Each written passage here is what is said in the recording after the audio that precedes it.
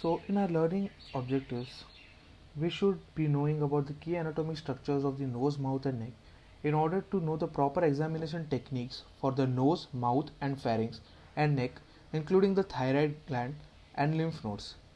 That is, also to assess the common abnormalities such as pharyngitis and changes in the thyroid gland. Now, while examining the external nose, we should take note that the upper third of the nose is made up of bone and the lower two-thirds is made up of cartilage. We should take note of the structures such as the bridge, ala nasi, and the tip of the nose. Air enters through the nasal opening, known as the nares, into the two widened areas known as the vestibules, which is compartmented by the nasal septum. The nasal septum is supported by both bones and cartilage. Now, the alarming symptoms which we have to look about are of nosebleed, that is epistaxis, sore throat, hoarseness, swollen glands, and goiter. Now, before starting with the examination of the nose, we should make sure that the instruments which we are going to need for the examination, such as otoscope, tongue blade, and gloves, are nearby us. Now, start the examination by palpating the anterior and inferior surfaces of the patient's nose. Now, observe for the asymmetry or deformity of the nose. Some deformity on either sides is okay. Test for obstruction of the nose by pressing on each ala nasi of the patient by asking the patient to breathe in. Now, during the otoscopic examination of the nose, tilt the patient's head slightly back and gently press on the tip of the nose. Now, shine the light into the vestibule in order to get partial view of both the vestibules.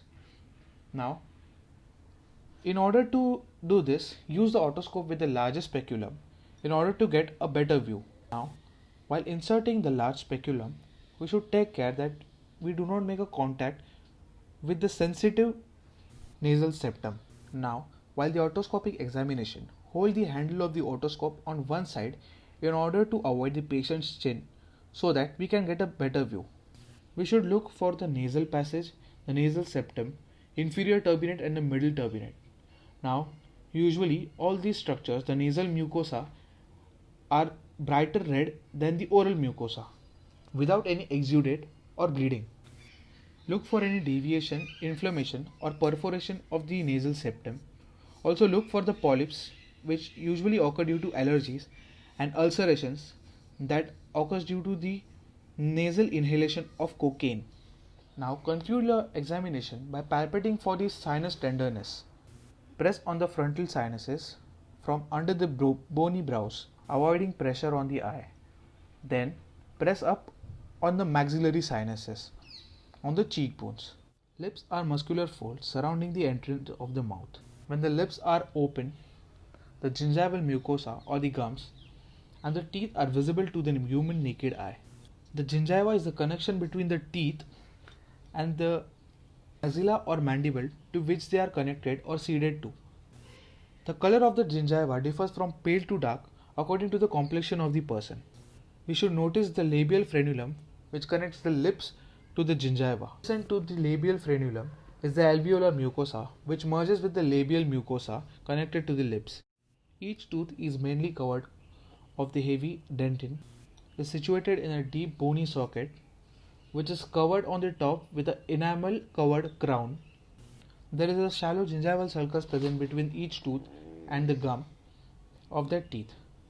Now the nerve vessels and the blood supply to each tooth is by the entry through the apex which comes from below the dentin and then enters the pulp canal and the pulp chamber.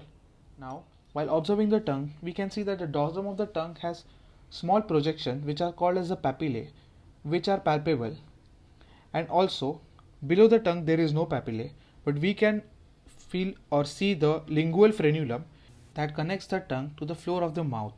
There is a submandibular gland at the base of the tongue or the water duct. Each parotid duct empties into the mouth near the second molar. The buccal mucosa lines the cheek.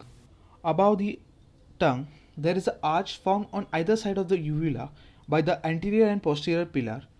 The things we can note here are also soft palate, uvula. The tonsils are visible on both the sides of the uvula, which is situated between the pillars, and the pharynx can be seen between the soft palate and the tongue. We can see that the hard palate forms the top of the mouth. Before examination of the mouth, we should ask the patient to remove any lipstick or dentures if they have. Now externally, while looking at the physical attributes of the patient, we should look for the outer surface of the mouth for symmetry, color, moisture, ulcers, cracking and scaling. Now while inspecting the inside of the mouth with the help of a good light and a tongue blade, inspect the oral mucosa for the color and ulcers, as ulcers appear during herpes simplex. White patches which show during the Candida albicans infection and also for nodules. Note the color of the gum, inspect the gum margin, palpate the interdental papillae for any swellings. Now also check for the tooth, its position, discoloration or any abnormally located teeth, as neglected dental health care can lead to bacteremia or a bad mouth condition. Now, with the help of your fingers, especially the index finger and the thumb, with gloves on, check for loose teeth. Also, inspect the color and the structure of the hard palate. Now, in this position, make the patient make a noise like ah. Now, while the patient does that, we should observe for the soft palate and the uvula. While observing it, we should see that the uvula is in the same central position and the soft palate rises symmetrically. While doing so, we should also check for the pillars, the tonsils if any present, and inspect the hard palate properly. We should also see if there is any exudation or blood, because none of it should be present in a normal person or in a normal medical condition. Now inspect the tongue, note its symmetry and color, and inspect its dorsal surface, which you will feel rough due to the presence of papillae. Now grab the tongue with the help of a gauze piece, turn it towards the left and look for any ulceration or abnormalities on the undersurface of the tongue, and repeat the process on the other side as well. While reviewing the anatomy of the neck, there are some key basic points. Now, for descriptive purpose, we can see that each side of the neck is divided into two compartments, that is the anterior triangle and the posterior triangle, by the prominent muscle, that is the sternocleidomastoid.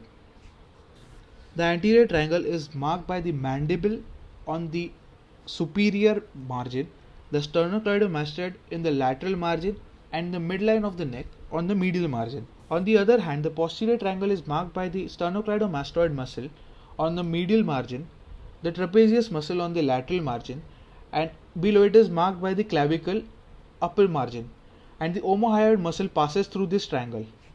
Sometimes the omohyoid muscle can be misinterpreted as a lesion, mass, or a lymph node.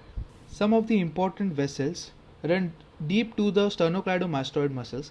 They are the external jugular vein, carotid artery. We should also have a good knowledge and be familiar with the midline structure as such.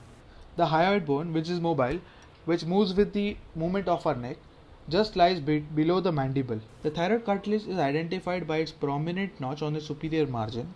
The cricoid cartilage, thyroid gland, and the tracheal rings are also some important structures to be remembered. Coming towards the nose, the submandibular nodes lie superficial to the submandibular gland.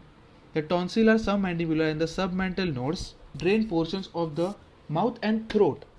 Now, while coming to the physical examination of the neck, stand in front of the patient and look for the general appearance, coloration, and if there are any protruding mass or lesion, for example post-operative surgical lesions or scarring, look for the enlargement of the parotid or the submandibular gland.